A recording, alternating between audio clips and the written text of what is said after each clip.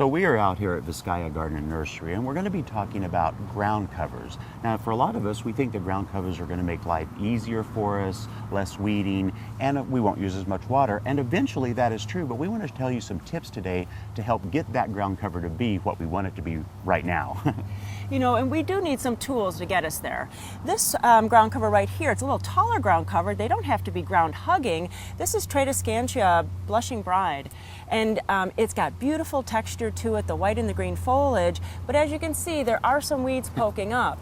So when you do plant your ground covers, make sure you use a product like Preen or corn gluten, and that'll help suppress the weeds that are going to be coming up, the weed seeds. And another thing to remember, Judy, let's walk over here to this other one. This is a Leptonella Platts Black. Beautiful. And you can clearly see that within just 1 year was when these were planted. It's filled in nicely, but it's not real dense yet. So you've still got the weeds that are cropping up. So you have to still go in and probably every couple of months, just make sure if you get them when they're small, that's easier to pull the weeds out. But if you wait till they get big, then you have the chance of pulling up part of the new growth of those ground covers. Right, but I love this look. And another thing is you have to look at the situation that you have. This is pretty dense shade underneath this table. So this ground cover really reacts for that shade.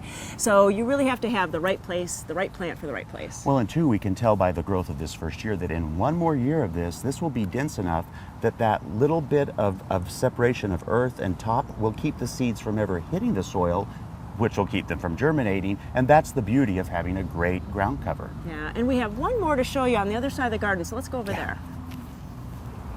William, I think this is a really interesting way to use a carnation as a ground cover because the flowering spikes do come out sometimes 6 to 8 inches. Well, you know, in the effort to make ground covers really look their best, you wouldn't want to leave those on there because as the blooms fade out, then eventually this whole stem dies back and then you just got a bunch of brown. So what we discovered is weed eaters work great for ground cover maintenance. You go in, you shear them off, and that gets rid of the old dead flower spikes, but it also takes a little bit off of the top of the new growth, forcing the plant then to spread this way, making it really serve the purpose even better for what ground covers are supposed to do.